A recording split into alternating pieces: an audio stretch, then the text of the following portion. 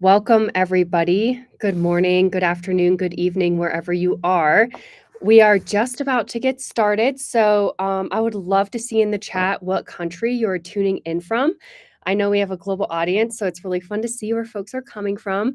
I'm tuning in right now from Boulder, Colorado, USA, and I'm really excited to be here with Alistair from Learn Biomimicry, and I believe you're tuning in from South Africa. Is that correct?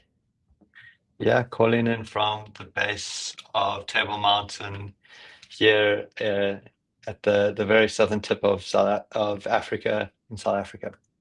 Wonderful. I hope to make it over there someday.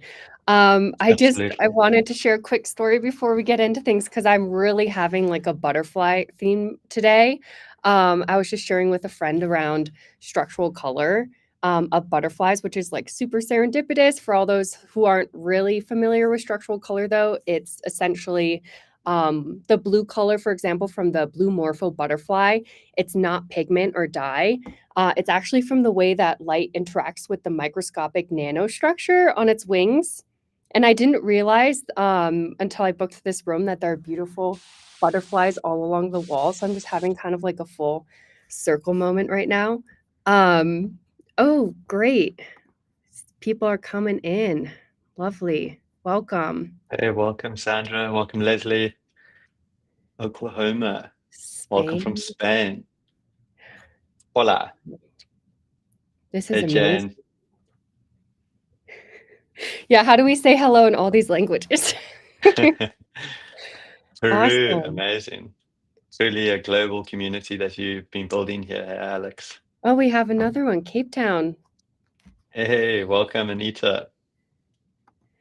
Wow. Okay, so I'm not going to keep rambling too much because we do have a packed schedule today, and we're going to cover some super exciting topics around bio-inspired design trends, all things biomimicry, and what are the similarity and differences between biophilic design, and then how we can leverage nature not only as a model, but only also as a mentor. And we will also have a Q&A at the end, so please do comment any questions or thoughts that you have throughout this live. I may not be able to get to them all, right, but we will follow up with you definitely after, and this will be recorded and accessible for free after it ends. So please feel free to leverage this as a resource and share it with a friend, especially if you found any of this interesting. With that out of the way, I guess we can get the ball rolling, and I should probably introduce myself. So I'm the face behind the biophilic design community. My ethos when building the community was to bring together professionals and enthusiasts passionate about integrating nature into the built environment and really showcasing that this can be done anywhere in the world at any scale and highlighting what amazing people are doing all around the world. And that's why I'm really excited to have Alistair with us today, someone who's not only just passionate about nature, but who's building an organization that's helping apply biomimicry from like the micro to the macro. So passing it on, Alistair, can you tell us a little bit more about your journey into biomimicry and what inspired you to learn biomimicry? Yeah, absolutely. And thank you very much for having me. I'm so excited to chat with the biophilic design community today. So I began my entrepreneurial journey on a very exciting 1 year expedition mapping 180 different hiking trails for Google Maps. We had this camera, it was a 360 camera that we called Gary, and our job was to show Gary a good time. We visited all the national parks, and I did this with six amazing individuals who um, became and are some of my closest friends. And this was a new age pilgrimage, really, to visit some incredible wilderness and wild spaces here in South Africa. Along this journey, we sparked a question, which was, what are the solutions to ecological restoration? And so we began speaking to conservationists, activists, engineers, and business folk, finding and trying to shine the light on solutions to ecological restoration. I teamed up with Sam, and Rewild Africa was born, which was the mini masters or PhD of hard knocks, so to speak. And along that journey, we built Rewild Africa into a business. And it took us all around the world looking for these solutions to ecological restoration. It took us to Stockholm Resilience Center to learn about the planetary boundaries.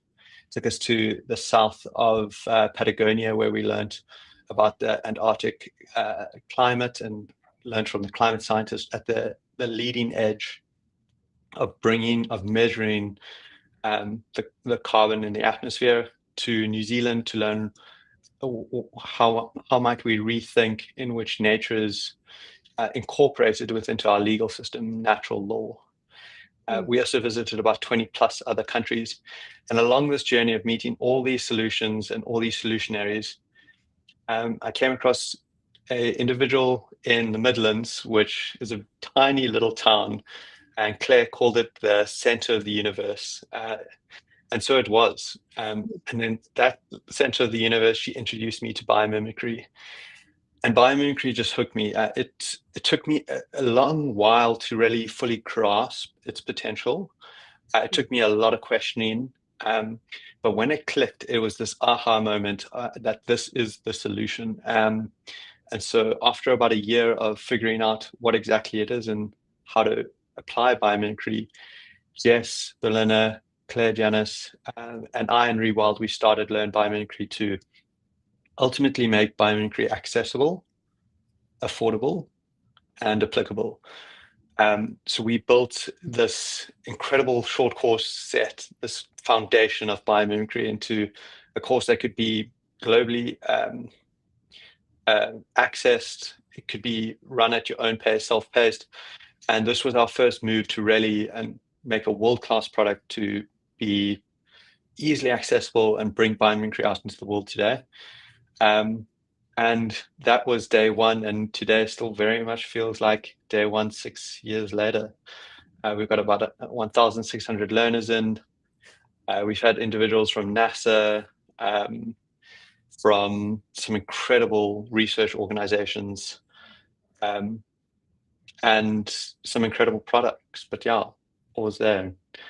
I get awfully excited when I talk about biomimicry. No, that's amazing. Maybe we can give an example of what biomimicry is. Can you give us like a quick, compelling, like everyday product or system that leverages biomimicry, or if it was redesigned using biomimic principles, it could like dramatically change and be more sustainable or efficient.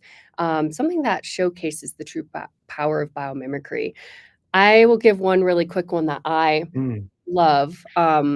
Reefs, which is a woman-founded company. They aim to restore coral reefs, and they use a 3D like printing that mimics and creates like very complex bricks at many different scales to meet the needs of very complex coral reef ecosystems, right? They're very intricate geometries and roughness that mimic the coral at the micro scale and try to mimic all those little complex structures of the actual coral reefs. And they use natural materials when 3D printing, and it reduces the CO2 emissions. So I really love that example. But do you kind of have a go-to example of an opportunity or a biomimic, thing that exists right now? Yeah, absolutely, Alex. There's so many beautiful biomimicry examples. It's one of my passions to dive in. I've got sort of one that really comes to mind on the built environment front is using a certain bacteria that gets blended into your concrete mix. That when it's mixed with water, there's this bacteria creates a chemical reaction, creates limestone, and it fills that crack up with limestone. Um, if you ever were to run around the Pantheon or around ancient Greece or Mm, Athens, you see this concrete has been around for 2,000 years. wow. And they had figured this bacteria out almost accidentally. It's been rediscovered. Um, Shark skin has got an incredible property. If we look deeply at the microscopic structure of shark skin, not only has it created the Speedo swimsuit, which won 98% of all Olympic medals in 2008. Um, Michael Phelps was an absolute swimming beast, but he did have an incredible swimsuit, and that was a collaboration between Speedo and NASA. But Wow. funnily enough, that actual swimsuit has got these specific bumps and troughs, which kind of like a golf ball doesn't make sense. You would think a golf ball should be smooth, but actually Mhm. those dimples make it fly better. But shark skin has this other property for that's super beneficial in the built environment, that bacteria sort of just rolls over it and it never sticks to it. So it works. It's incredibly good if you're looking to create a surface on the in a hospital or in your schools, specifically like handrails or place where bacteria is controlling bacteria is critically important. I'm And with sure the in advent of healthcare some, that's really important as yeah, well. yeah, absolutely. That's amazing. One thing that we were chatting about briefly before we jumped on was kind of the future and our relationship with nature. And I just had to bring this up because I just find it one of the most fascinating things. I've never really heard about it in the past, that nature is being granted human rights. It's such a Mm, beautiful concept and such a unique approach. Can you tell me a little bit more about this? yeah, for sure. On my sort of journey on seeking to find solutions to ecological restoration, we ended up in New Zealand to visit the Wanganui River and Mount Taranaki in New Zealand. And these two have been given human rights or um, granted legal personhood.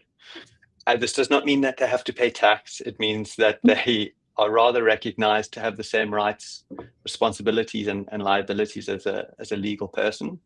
And it's a radical shift to really incorporate indigenous wisdom Mm, into our human laws, which really lack the ability to talk or speak for nature.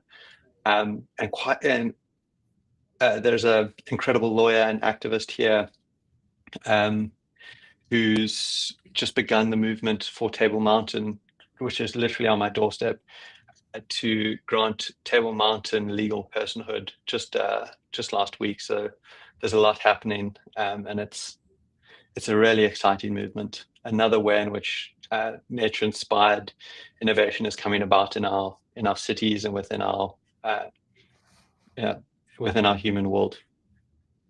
I mean, that is just, I get kind of goosebumps when you were talking about that. Hopefully, we can apply that beautiful wisdom and relationship, more broadly. But wow, I'm going to have to visit there for sure on my bucket list.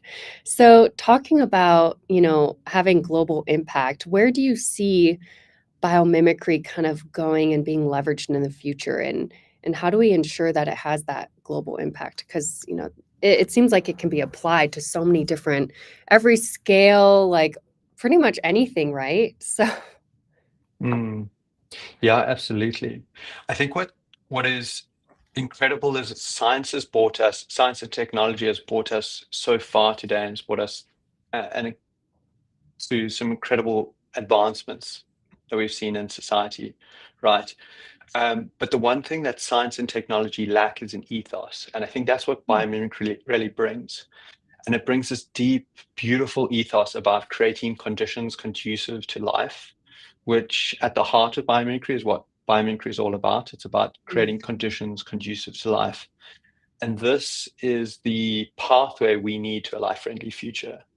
So if you can imagine with me just a future where our cities, our buildings, and our human world functions like nature, where we invite nature in, where it's generous by design, where mm, we give back to nature. Imagine, walking into your office and it feels like you're walking into a forest, or your mm. home has the calmness of a calm and passive lake. Um, these are things that we can imagine and we can create, and biomimicry offers us a pathway. The one thing I wanted just to mention here is that there's a key part and a critique often that we think that humans are all bad. And I believe this to actually be wrong. I think that for us as a future species, and for our future, we need to do good. And if you imagine for a second, okay, just bear with me that our planet is a ship, a sailing ship. Mm, And nature and evolution have been steering the ship for millions and millions of years. Just so recently, geologically speaking, humans have taken control of the steering of that ship without any consultation, without any handover process. We just kind of barged in, and today we're seeing some unforeseen consequences of us steering that ship. And it really is calling for us, I believe, to actively listen to the natural world, to create positive change, to really create these nature-inspired innovations ultimately. And I think that is the future that biomimicry can innovate us to this place, because the facts stand. There's been little progress in sustainability, and reflecting on the global temperature, we've done little to reduce it below 1 degree. What's being asked of us is to innovate. We're being asked to come up with and revise an innovative approach to sustainability. And what that basically means is systemic change is required. And I think at the core of it, biomimicry offers us a way to change that system. That's amazing. It's like giving us almost like a roadmap for humanity. I mean, we are a very young species, so maybe we could use it. I love the metaphor of a sailing ship. It reminds me of Buckminster Fuller and Spaceship Earth. You know, we're in a little spaceship flying through space, and I don't know. I just love thinking like that. So, how do we help, aspiring architects or engineers or designers or just enthusiasts, like you said, be generous by design? What kind of advice would you offer them? Yeah, my advice is really centered around start where you are. And so if you're looking and interested to practice biomimicry and you want to apply biomimicry, start with an area that you're really passionate about. Start in an area that you're incredibly knowledgeable in, whether that's architecture or engineering or urban design. The best place to begin is where you are. And then once you begin, remember that biomimicry is a practice. So it's kind of like meditation. Once you start, it's a little bit hard, but you get better over time. And you need to consistently be able to ask nature. I think that's one of the best ways in which about bringing about nature-inspired innovation. It's not necessarily for everyone. It really is for those who aren't satisfied um, with how things are and are willing to create the change, because creating the change is not easy. And often biomimicry is misunderstood as something that is easy. Nature is incredibly simple, but simplicity holds, in many ways, is the greatest complexity. As we know with good design, it's just so simple. It looks so elegant, but behind that, there's a lot going on. And I think that that very much is biomimicry. There's a lot to it. I love that so much. I'm kind of want to take a step back and poll the audience a little bit and see Mm. what their thoughts are on the difference between biophilic design and biomimicry. I want to see in the chat. Can we do it? Please indulge me here. If you can let me know if this is more biophilic design or biomimicry, I'm going to give people a little time to answer, and I think we're on a lag, so bear with us. Okay, example number 1, let's see, wind turbines that are inspired by humpback whales. What do you think, biomimicry or biophilic design? Put it in the chat. So wind turbine that is inspired by humpback whales. And one thing that I think is very similar between the two, like you mentioned, is, connecting us with nature, right? Very similar ethos of creating conditions that are conducive for life. Let's see. People are stumped on this one. Maybe we give this one away. So, oh, here we go. Let's see. Biomimicry. Ellen, there we go. Yeah. Karen, Anyone think Cheryl, biophilic design?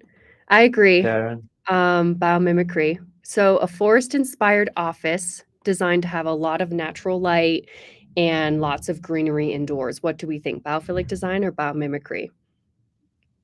So an office that, the interior design and the layout and everything is really designed to maximize the natural light.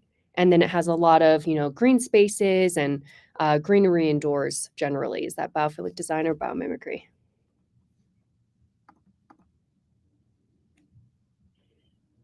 Hmm.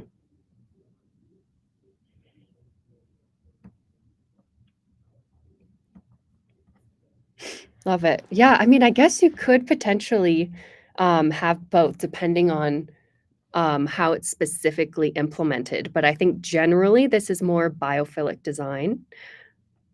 Yeah, biophilia. Great. Yeah, it's coming in. Biophilic design. Wonderful. Okay, this is a fun one.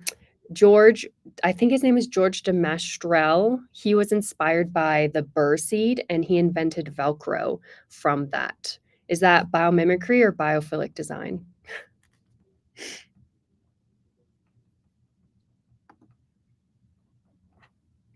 Y'all are sharp. Hmm.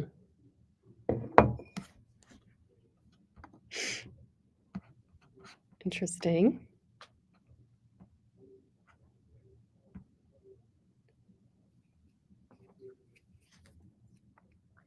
Hmm. Do you want to talk about that last example, Alistair? Yeah, sure. Oh, Um, biomimicry. yeah, for sure. So when we get into the differences between biomimicry and biophilia, I think there's some incredible overlaps here.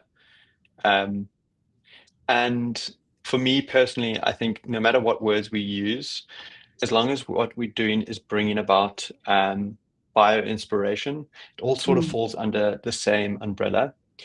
But for those that are looking to nitpick and to get, if we want to get really specific, um, biophilic design is really about how it makes you feel, and biomimicry design is really how it functions.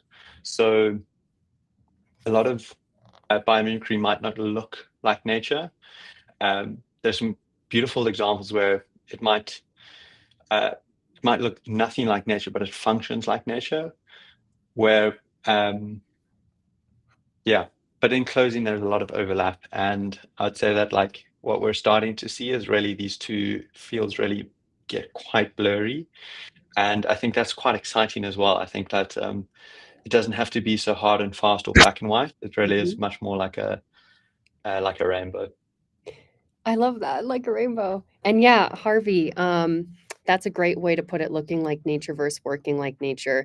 I've always admired how biomimicry tends to go a little bit deeper into the actual function of nature. And like Alistair mentioned, it doesn't necessarily look like nature, but it focuses on the function of nature. And biophilic design can tend to focus more on the emotional or spatial or psychological dimensions of that like human nature interconnectedness. And it looks more like nature and uses more of the natural form. That's how I've kind of looked at it too, very similar. Um, so I love the phrase creating conditions conducive to life. Like, that's such a beautiful and powerful North Star, but sometimes I feel like it's just very high level and ambiguous. Like, what does that actually mean? Um, Mm, one way I'm actually trying to address that, I'm taking your biomimicry practitioner course, which, side note, I really highly recommend to everyone, by the way. But I wanted to share, one example of how that course is like taking some of these high level, ambiguous concepts and kind of like drilling down into very tangible and useful frameworks, which I personally love because I find that I'm applying it to like many places already across my life, from work to personal to my side hustles and all sorts of things. I feel like it's helped me develop like a general biomimicry mindset. Kind of to your point, it's something that you have to practice. It is a different way of thinking and viewing life. And I learned something called like life's principles of biomimicry, which I felt really resonated. And it was a resource that essentially helps you identify those patterns in nature that have led to the successful and sustainable existence on the planet, right? I mean, nature has 3.8 billion years of R&D.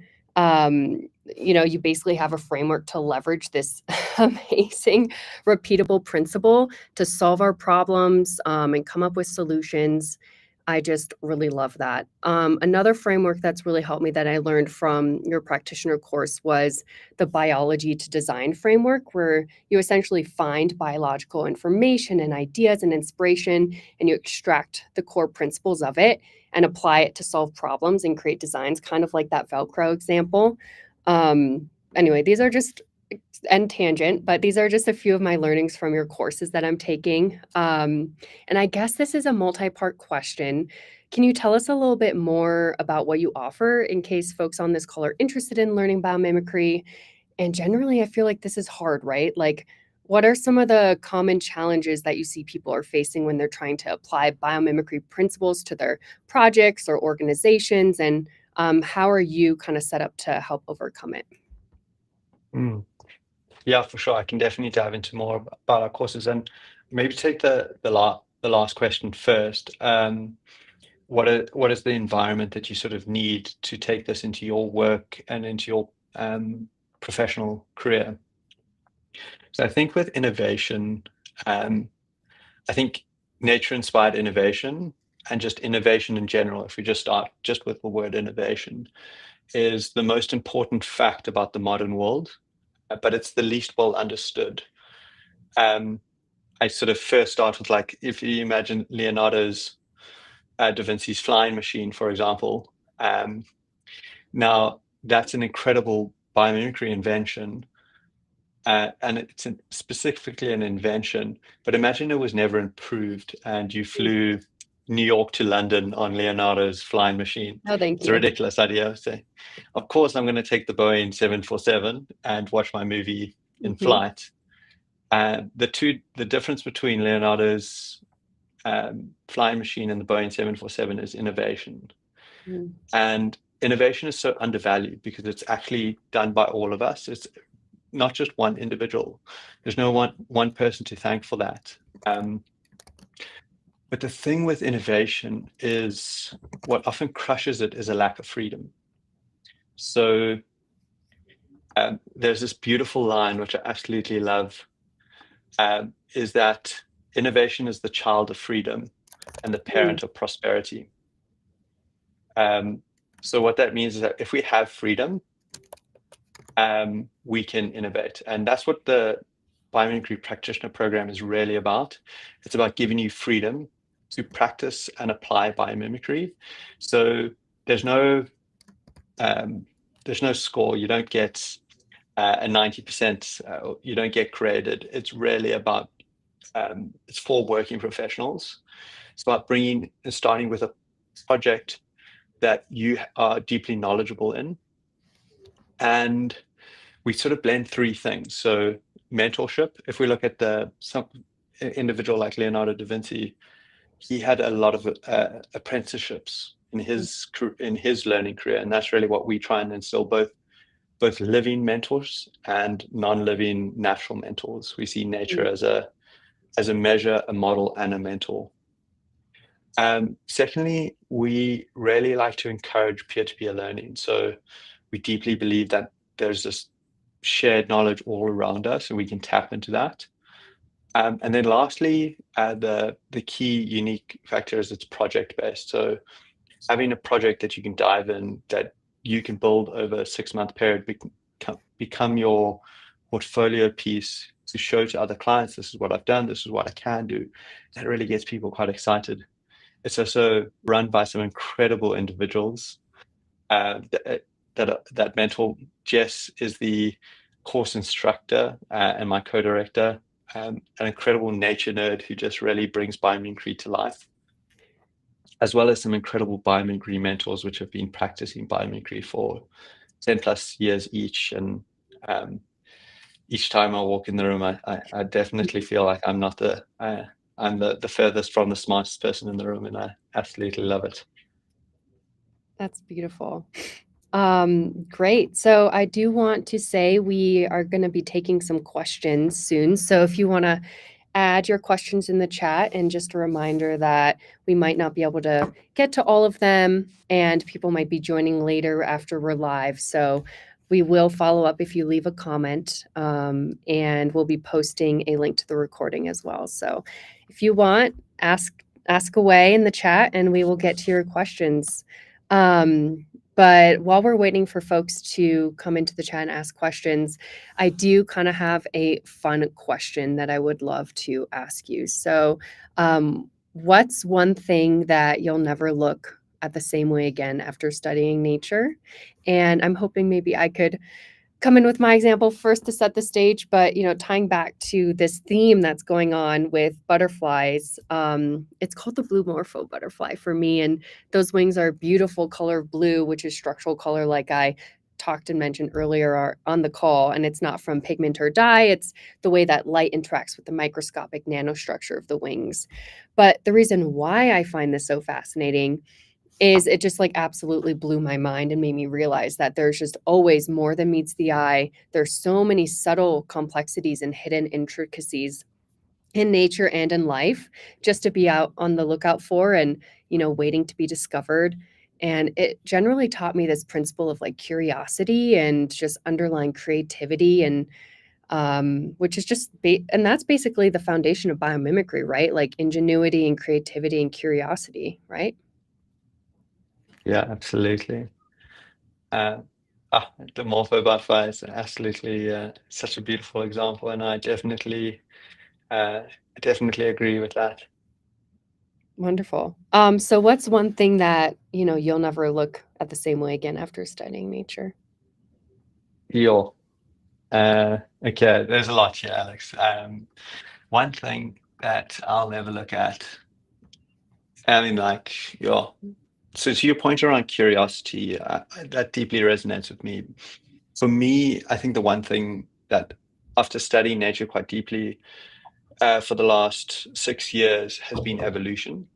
Mm. So it's, Alex, it's just crazy. It's like, okay, think of this: flight, photosynthesis, dogs, tardigrades, a Texas horned lizard which shoots blood from its eyes, leafcutter ants that farm fungus, and um, octopuses which have 9 brains, one in the center and 8 in their arms. And I don't know if you've ever heard of the unconventional scaly foot snail. Mm-mm. It lives in like the deep sea vents of a deep ocean, and it's the only animal ever, apart from humans, to be able to create its own iron, creates the metal iron for its shell. And now all of that was in evolution. And it was one algorithm. It never changed. It never went back and edited the algorithm again. And it created all of this in one go. And it never planned for greatness either. It just sort of Mhm. achieved it. I think that that underlying deep principle uh, really just um, yeah, I can't see the world any different after seeing evolution. I had no idea about half of those things. So, I mean, just again, there's just always more to be discovered. It's just amazing. Okay, well, yeah, we have a few questions and then we're gonna wrap up somewhat soon. So if you would like your questions answered, please add them now. Okay, here's the first one. What do you have for people who already have academic biology backgrounds and are looking to get into biomimicry? Yes, so with those with a deep understanding of biology, they're like our heroes. We love biologists. It's quite a dangerous thing to mention that you're a biologist in the Learn Biomimicry practitioner program, because everyone's going to be asking you questions. We we really want to encourage biologists at the design table. So if you're looking to get into biomimicry, I think the first place to start is we've got the biomimicry short course set, which covers the foundations of everything that you need to know about biomimicry. It's self-paced. You can go back again and again. We're actually currently running a 7-day free trial, so you can check it out, see if you like it. And within that, if you're then looking to take it to the next level, I would consider the biomimicry practitioner program.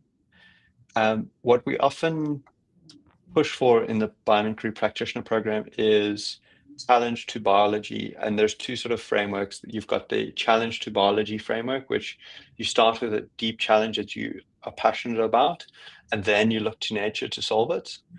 The alternative framework is to start with a biological innovation.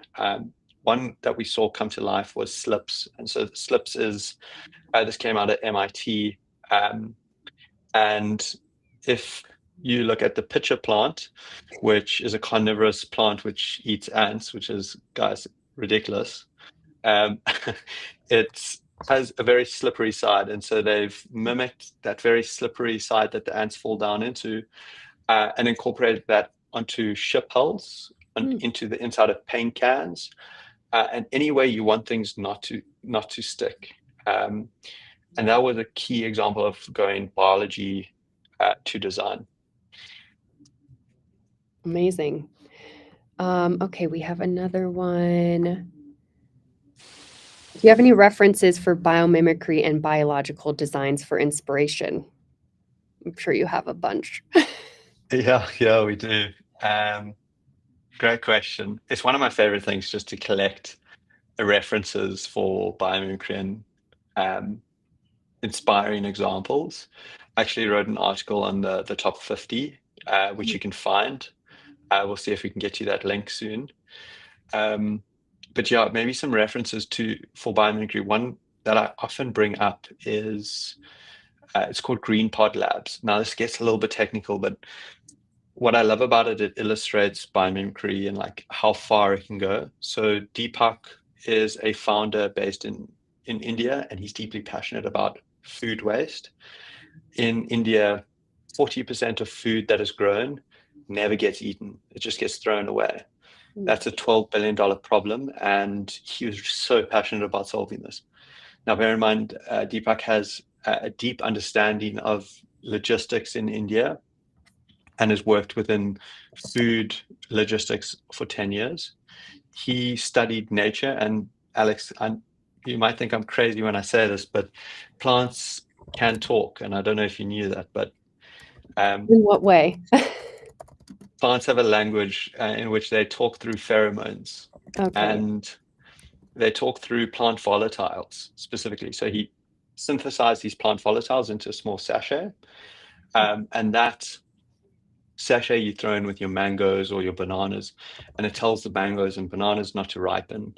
And so you can get 30 to 40% improvements on your fresh produce whilst traveling in a place without cold storage, which is critical for India. So one example of biomimicry where it doesn't necessarily look like nature, but it functions like nature.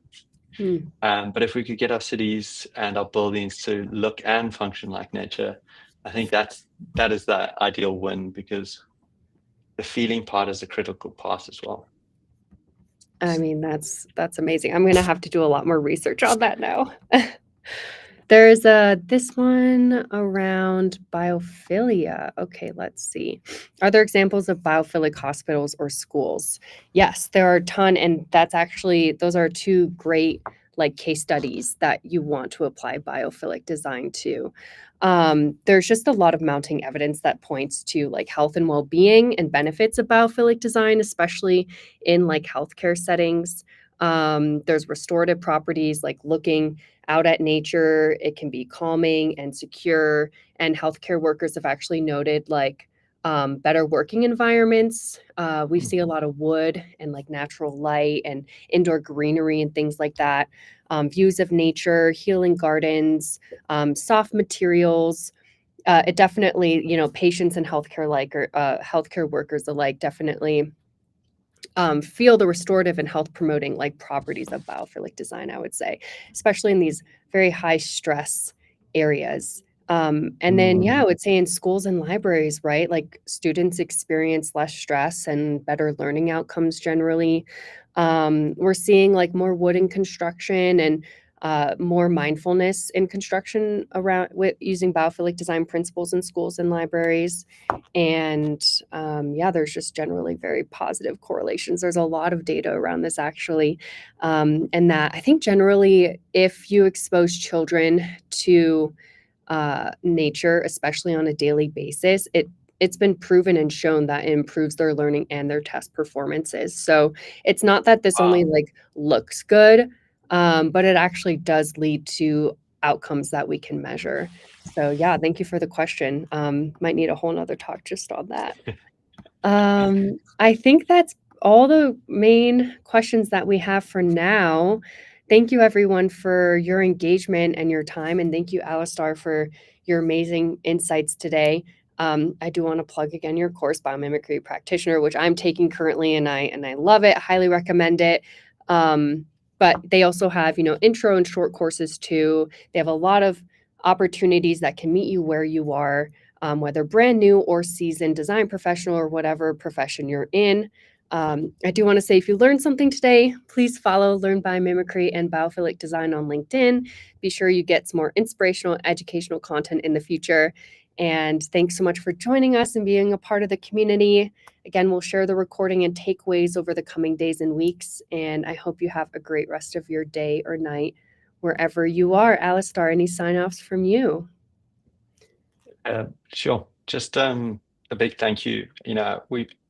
I've been personally following the Biophilic Design community channel on LinkedIn for a good while now, and I've just absolutely loved it. You've built an incredible community. It's so engaged and just love.